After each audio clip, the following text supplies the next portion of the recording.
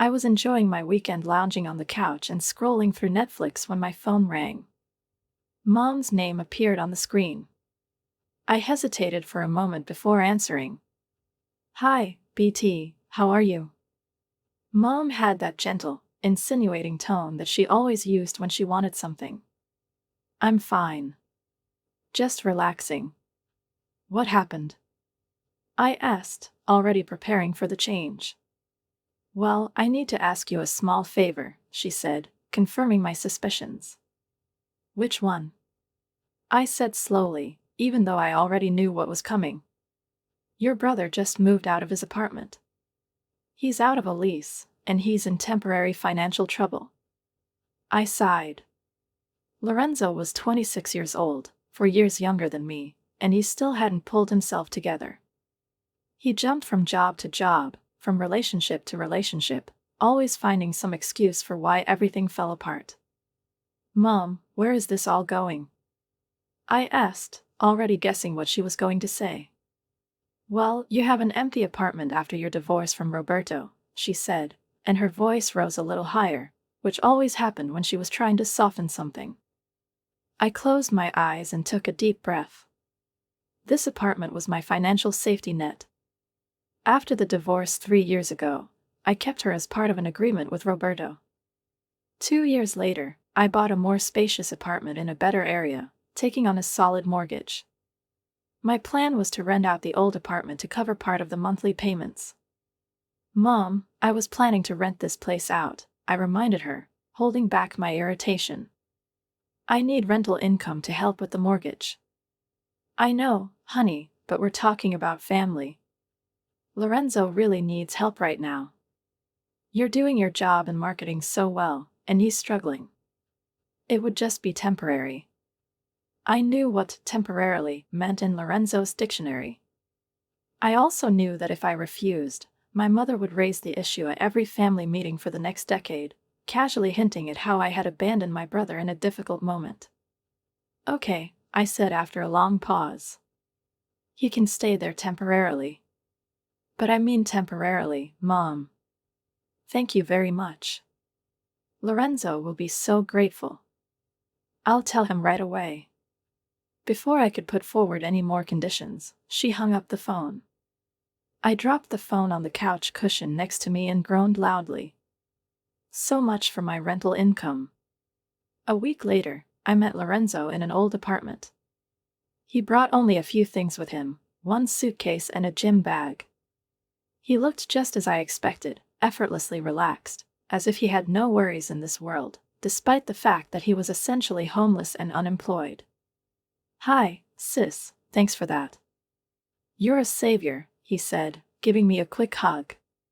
He smelled like he'd just smoked a cigarette. "Oh, come on," I muttered, unlocking the door. "As I told Mom, it's temporary." The place was clean and empty, with only the basic furniture that I had left. I hadn't specifically furnished the apartment comfortably so that the tenants could design it for themselves, and now, looking at the bare walls and laconic interior, I hoped that Lorenzo wouldn't feel too comfortable here. "I need to rent this place out eventually," I reminded him, walking into the living room.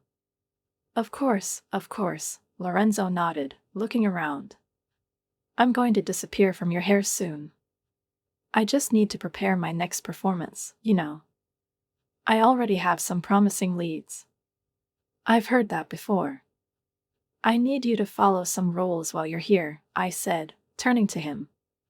He tilted his head, frowning slightly, but said nothing. "First of all, do not move anyone in without my permission. Secondly, clean up after yourself. This place must be kept in good condition. Third, no noisy parties. The neighbors already know me, and I don't want any complaints. Fourth, no pets without my permission." Lorenzo raised his hands, feigning complete agreement. "I promise that I will be the perfect tenant. You won't even know I'm here." I was vigilant for the first few weeks. I stopped by after work unannounced, and to my surprise, Lorenzo seemed to keep his promises. The apartment was clean enough, there were no strangers living there, and he even cooked dinner for me several times when I came. Here, I told you I've grown up, he said one evening as we ate the pasta he'd made. I'm impressed. I admitted that maybe Mom was right this time. When I went to my parents for our traditional Saturday dinners, they were full of praise. It's so nice to see that you two are getting along, Mom said, handing meatloaf. Family should always help family, she added, smiling warmly at me. I'm proud of you, BT, her father nodded in agreement. Lorenzo says you really support him. That's what brothers and sisters are for. I felt a warm glow of approval that I hadn't felt from them in years. Maybe it wasn't such a bad situation. After about 2 months, I relaxed the surveillance. There were more things to do at work, and I started dating a new person. I called Lorenzo sometimes to check on him, but I stopped coming in unannounced. Are you okay?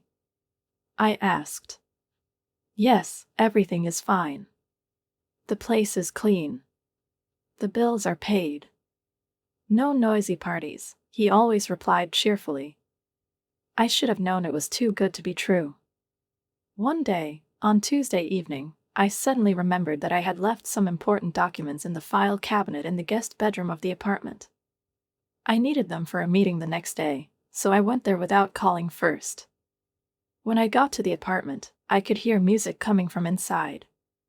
I rang the doorbell, but there was no answer. After trying it a couple more times, I opened it with my key. The view that opened up to me made me freeze. A young woman I'd never seen before was dancing in my living room, wearing only one of Lorenzo's t-shirts. When she noticed me, her eyes first widened in shock, and then narrowed in anger. What the hell? Who are you and why are you breaking into our apartment? Stop it, she shouted over the music. Our apartment? I was too stunned to answer right away. Hey, I'm talking to you. You can't just walk into someone else's house with a key. She reached for the remote and turned down the volume. Before I could answer, Lorenzo ran out of the bedroom, dressed only in boxers. His face fell when he saw me. BT, I didn't know you were coming, he muttered. Okay, I said, finally finding my voice. Who's that? The girl crossed her arms over her chest. I have to ask, who are you? I'm BT. I own this apartment, I turned to Lorenzo. And maybe you can tell me what's going on here. This is Inez, he said hurriedly, stepping between us. My girlfriend. She needed somewhere to stay. And you let her move in without asking me? I finished for him, barely able to contain my anger. Although the first rule was not to move anyone in without my permission. Inez rolled her eyes. Oh, my God, are you serious? We are adults. Lorenzo doesn't need your permission for someone to live in his apartment. This isn't his apartment, I said firmly. It's mine. BT, come on, Lorenzo clasped his hands in a pleading gesture, his face assuming the same expression he had used since childhood when he wanted to avoid trouble. I love her. We really take each other seriously. I was going to tell you, but I knew you'd tense up. I looked between them. Lorenzo was looking at me with puppy dog eyes, while Inez was glaring at me from under her brows, full of hostility. How long has she been living here? I asked coldly. About a month. He admitted reluctantly. Month. A whole month, and he hadn't even bothered to mention it. I took a deep breath, feeling my irritation building up inside me, and mentally counted to 10 before I spoke, holding back my anger. Lorenzo, can we talk in private? Wait a minute.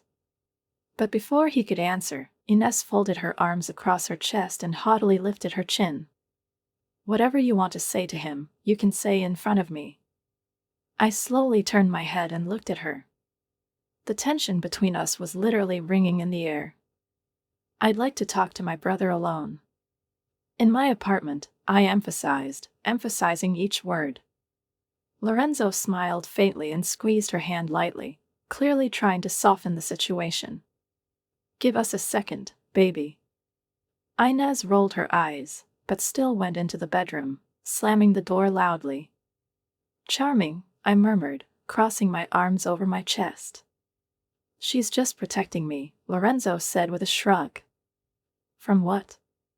From me? From the landlady of the apartment you live in? You scared her a little, he continued, as if he hadn't heard my words. I just came in with the key, like it was your place. Because this is my place, I exclaimed in disbelief. He rubbed the back of his neck, avoiding my gaze.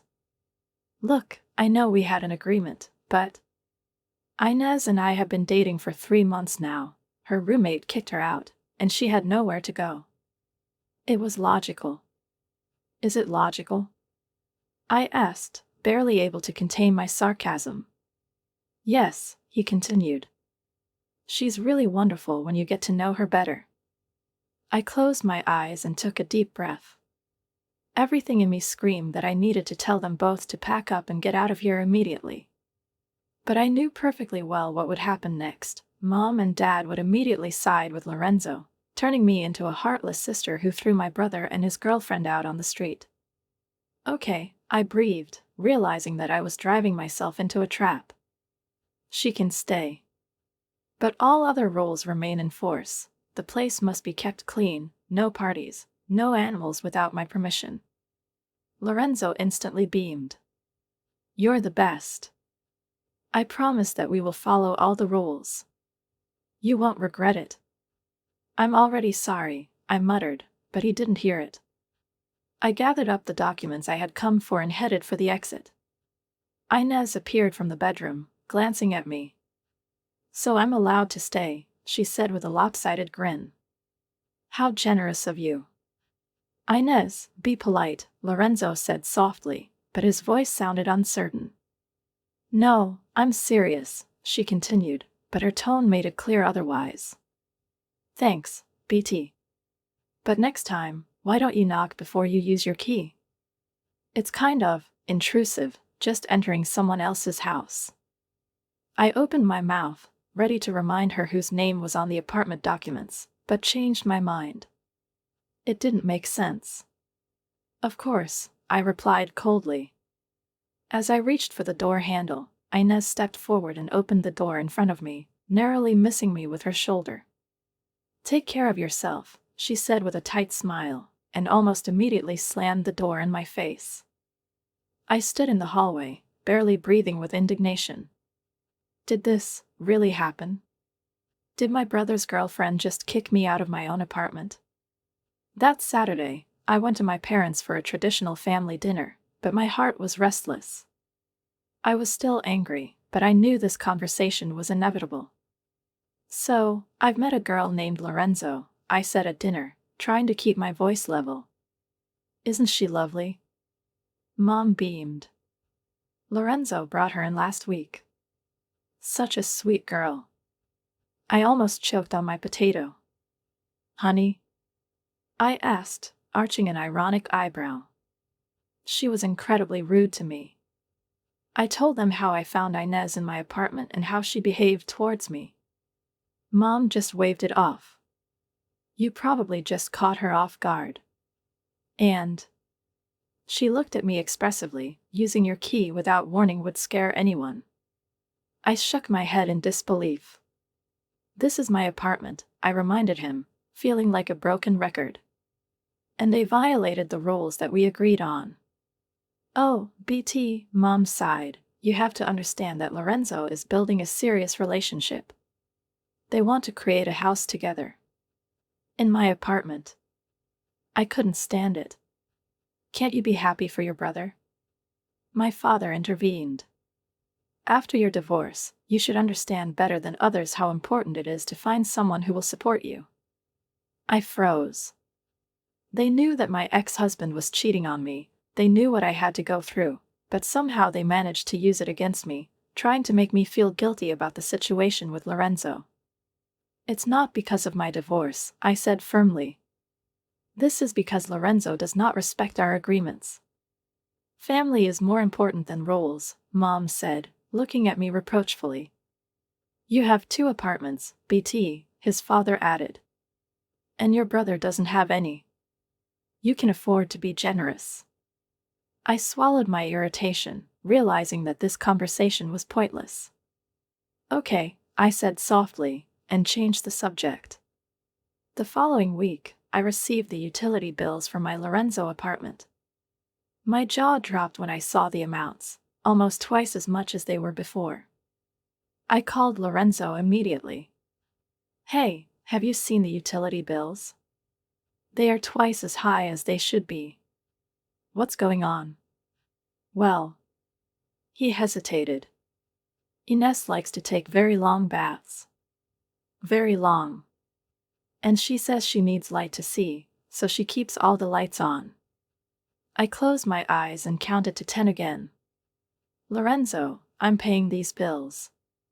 I know, I'm sorry. I'll talk to her about it. Please do it, I said. I can't afford such promotions. I promise, sis, I'll get through this. I wanted to believe him, but part of me knew better. 3 weeks later, my phone rang. It was Mrs. Patel, an elderly woman who lived across the hall from my apartment. Miss BT, I'm sorry to bother you, she said in her soft accent, but there have been very loud parties in your apartment. Many nights. It's very late. Too much noise, too many people. I apologized, fervently promising to solve the problem, although anger boiled up inside me. First the unauthorized roommate, then the bills, now the parties. Lorenzo broke all the rules. The next day, I went to the apartment after work. I knocked on the door, then rang the doorbell, but no one answered. I tried my key, but it wouldn't turn in the lock. I stared at the door in disbelief. They changed the locks. They changed the locks in my apartment. I was beside myself with rage. Going down to the car, I decided to wait. 2 hours later, Lorenzo and Ines appeared, heading for the entrance to the building. I followed them inside and took the elevator. When they reached the apartment door, I shouted, "Lorenzo." He turned away, drooping when he saw me. Ines looked annoyed. "What are you doing here?" "What is it?" she asked. "We need to talk about why my key doesn't work anymore," I said. Lorenzo, at least, had the decency to look embarrassed. "BT, I can explain." "Let's talk inside," I insisted, pushing past Ines, who gave me a disapproving look but stepped aside. Once inside, I noticed that the apartment was even dirtier than before. Empty beer bottles were on the kitchen table, and the furniture in the living room had been rearranged. "Why did you change the locks?" I demanded. Before Lorenzo could reply, Ines jumped up. "I didn't like the idea that you could just come in whenever you wanted. It's creepy." I turned to Lorenzo. "Do you agree with that?" He looked at the floor, then nodded slightly. "You know I've had enough," I said. "Mrs. Patel called me yesterday. She says you throw noisy parties." "An old bat like that should mind her own business," Ines muttered. "The neighbors are my business," I said. "So are the utility bills, which have doubled since you moved in." Lorenzo stepped forward. "BT, can we talk about this later when everything calms down?" "No, we'll talk about it now," I insisted. "You broke all the rules we agreed on. You let someone in without asking. You don't keep the house clean. You throw parties. And now you've changed the locks on my property without my permission." Ines rolled her eyes and went to the drawer, pulling out a folded piece of paper. "Here." "What is it?" I asked, not taking it. "This is a list of rules," she said, thrusting it into my hands. "If you want to visit your apartment, here are the conditions." I unfolded the paper in disbelief. When I read the list, my jaw dropped. The first rule was that I had to notify them at least 3 days before the visit. The second one required that I not come after 1900 hours or before 10 o'clock. The third forbade discussing accounts. The fourth one instructed me to be quiet during the visit and not to create drama. The fifth rule required that I buy them new furniture, since, according to them, the current one was old and ugly.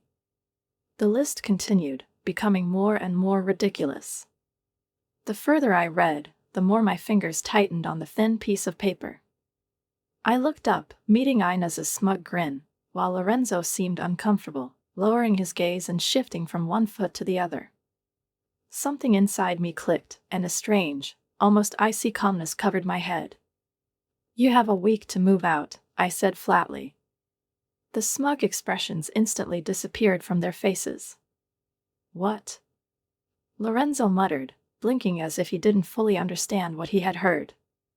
"You can't kick us out," Inez shouted, clenching her fists. "We have rights." I crossed my arms over my chest and looked at her calmly. "You are not in the rental. There is no contract. This is my property, and I'm telling you, you have a week to find another place to live." Inez's face was contorted with rage. Her hand jerked towards the bookshelf, and the next moment she grabbed a blue glass vase, the one I bought in Venice during my honeymoon. "Don't you dare," I began, but it was too late. The vase shattered on the floor with a dull crack, shattering into dozens of sparkling shards. I flinched, but I kept my composure by pressing my lips together. "This vase cost $200, I said calmly, looking at it. "You'll pay me back." "Go to hell," she hissed, and reached for another decorative item, a ceramic bowl I'd brought back from Morocco. I took a step forward. "Touch anything else and I'll call the police. This is the destruction of property. And that's a crime." She froze, her hands still outstretched, but her fingers trembled. Lorenzo took a step towards her, grabbing her wrist. "Inez, that's enough." I looked at him, then at her. "You have a week," I repeated. I turned and left the apartment, slamming the door behind me. I had barely reached the elevator when I heard Inez's angry scream outside the door, followed by Lorenzo's muffled voice trying to calm her down. I walked to the car with my head held high, but as soon as I was inside, my hands started shaking. My heart was pounding too loudly, and my temples were throbbing. I took a deep breath and exhaled, trying to calm down. I've never confronted Lorenzo like this before. I had just pulled into the driveway when the phone rang. A familiar name appeared on the screen, Mom. Great. Lorenzo had already complained. I clicked on the answer. "Hi, Mom." "BT, what's wrong with you?" Her voice came from the doorway, trembling with indignation. "Lorenzo just called us, and he's in tears. How could you kick your brother and his girlfriend out on the street?" I closed my eyes, pinching the bridge of my nose. "Mom, they changed the locks in my apartment without even asking me." "I'm sure they had their reasons," she retorted. "You always barge in without warning." I opened my eyes abruptly. "What? Breaking in?" "This is my home, Mom." Somewhere in the background, I heard my father's voice. "Your mom and I are very disappointed in you, BT, he said in a low, tired tone. "After all we've done for you." I felt the anger flare up in my chest again. "What exactly did you do for me, Dad?" I asked sharply. "I bought my own house, I pay the mortgage myself, I let Lorenzo live in my rented property, and he uses me." "This girl seems very nice," Mom put in. "Lorenzo says you've been hostile to her from the beginning." I laughed, a hollow, incredulous sound. "Inez threw a vase at me today. She wrote down a list of rules that I have to follow to enter my apartment." "You're exaggerating," Mom replied irritably. "Ever since Roberto left you, you've become better. We understand, honey, but don't take it out on your brother." I was speechless. Silence hung in the air for a few seconds. I exhaled slowly. "I'm ending the call," I said flatly and dropped the call. I turned off my phone, dropped it on the passenger seat, and leaned back in my seat, staring into the void in front of me. Anger, pain, and frustration came in waves, and at that moment it was hard for me to tell which of these emotions was overwhelming me the most. The next day, as soon as the offices opened, I called my lawyer friend. I wanted to make sure that I had all the legal grounds to evict Lorenzo and Inez. She listened to me carefully, then calmly said, "They are not rented. They don't have a contract. The property is registered to you. By law, you have every right to demand that they move out. I also made an appointment with a locksmith at the apartment next week." The days passed slowly. Lorenzo called several times, but I left his messages unanswered. His voice reflected a mixture of emotions. Now he was trying to put pressure on pity, convincing that he and Inez were on the street because of my cruelty. Then he exploded with anger, accusing me of callousness. I didn't answer. I'm tired. Mom and Dad wouldn't leave me alone either. Their calls came one after the other, and at some point I just turned off the phone so as not to hear the reproaches they inevitably repeated. "You betrayed your family. Your brother would never do that to you. You're better after Roberto." I knew that if I answered, would have to listen to a whole lecture about the importance of being generous, how unacceptable it is to leave your brother in a difficult moment. They didn't understand, or didn't want to understand, that I hadn't abandoned Lorenzo, that he had crossed the line. Finally, the week is over. I took the day off to come to the apartment and check on the eviction. The locksmith was supposed to arrive a little later, but I couldn't wait to see if they had fulfilled my requirements. I knocked on the door, and to my surprise, Lorenzo answered almost immediately. He looked tired, there were red streaks in his eyes, and his shoulders were tense. "We're almost done packing," he said softly. I nodded silently and went in. The apartment was a pitiful sight. Things were scattered on the floor, cardboard boxes were standing haphazardly, and in some places there were trash bags full of rags and old objects. Inez was in the bedroom, furiously stuffing clothes into a suitcase. She didn't even look at me. "Where are you going now?" I asked, not knowing why I needed to know. "To my parents," Lorenzo muttered, lowering his eyes. "Until we find something else." I felt a pang of guilt, but I quickly suppressed it. They chose this path themselves. They could have behaved like humans instead of turning my apartment into their personal fiefdom. We didn't talk much. Inez moved as if I didn't exist at all. When they finally finished, she came up to me, pursed her lips, then unclenched her fist and just threw the keys at my feet. Lorenzo looked at me guiltily. "I'm sorry about the vase," he muttered. "And for the locks." It was Inez's idea, but I agreed. I looked at him for a long, hard moment. "You always agree, Lorenzo. That's your problem." He didn't say anything. He just nodded, took the last bag and left. When the door closed behind them, I took a deep breath. The silence in the apartment seemed deafening. I looked around. Broken furniture, stains on the carpet, dirty walls, clogged dishes in the sink, a layer of grease on the stove. I felt both devastated and angry. The locksmith arrived an hour later and changed the locks. I paid him for an extra deadbolt so that I would never find myself in that situation again. Then I started cleaning. 3 days. 3 days full of dirt, debris, dust, and disgusting smells. I took out bags of spoiled food, scrubbed mold in the bathroom, and cleaned ingrained dirt from the floor. As a result, I had to hire professional cleaners to bring the apartment to mind. It all cost me over $1,000. When everything was finally cleaned up, I put the apartment up for rent. A week later, I already had applications. I carefully checked the tenants, studied the recommendations, and conducted credit checks.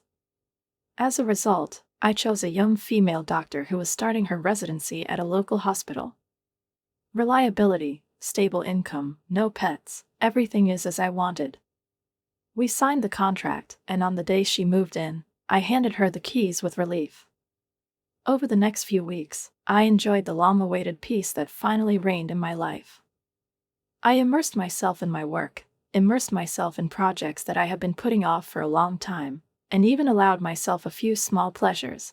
I signed up for yoga classes to relieve tension, started cooking at home, finding a strange satisfaction in the simple process of slicing vegetables and watching them slowly stew in a saucepan, filling the apartment with a cozy aroma.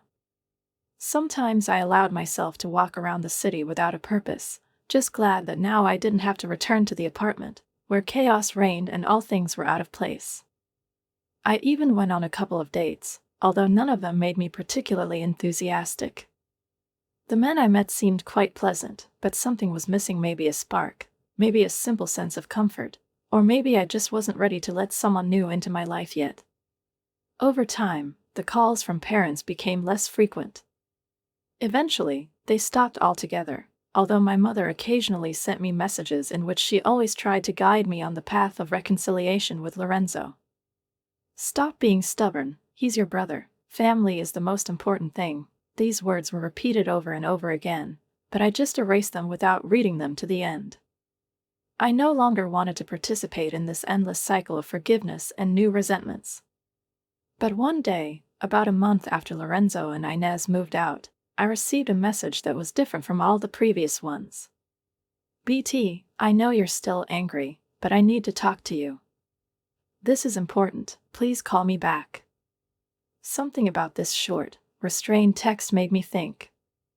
There were no requests for reconciliation, no accusations, no attempts to make me feel guilty. Just persistence and, it seems, even some kind of confusion. I stared at the screen for a few seconds, then sighed and dialed my mom's number. "Mom, what happened?" There was a heavy, long sigh on the other end of the line, as if she was gathering her courage. "BT.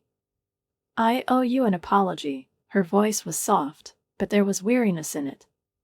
"My father and I were wrong. You were right about Inez. She's not who we thought she was."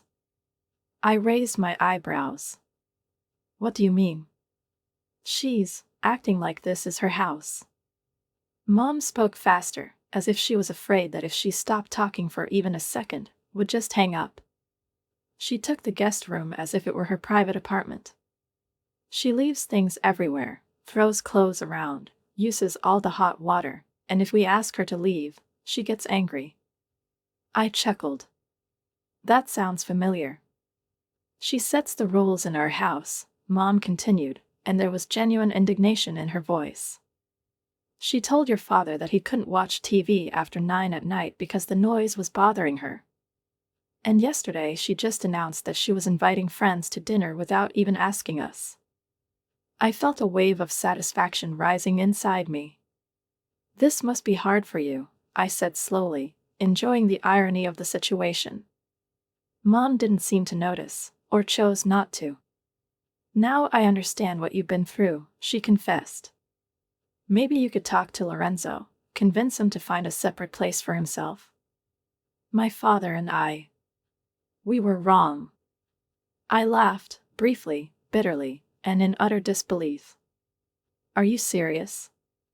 Do you want me to solve your problem after you and Dad chose their side and accused me of all mortal sins?" "BT, please. We made a mistake." "You're my parents," I interrupted. "And I'm your daughter."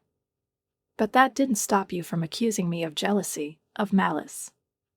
That didn't stop you from turning a blind eye to everything I said about how they treated me and my property." There was silence. All I could hear was my mom's soft breathing on the phone. "We were wrong," she finally admitted. "I'm sorry." I expected these words to bring me relief. That I would feel some kind of celebration when I finally heard the apology I had been waiting for. But in fact, they sounded too quiet, too late to really make a difference.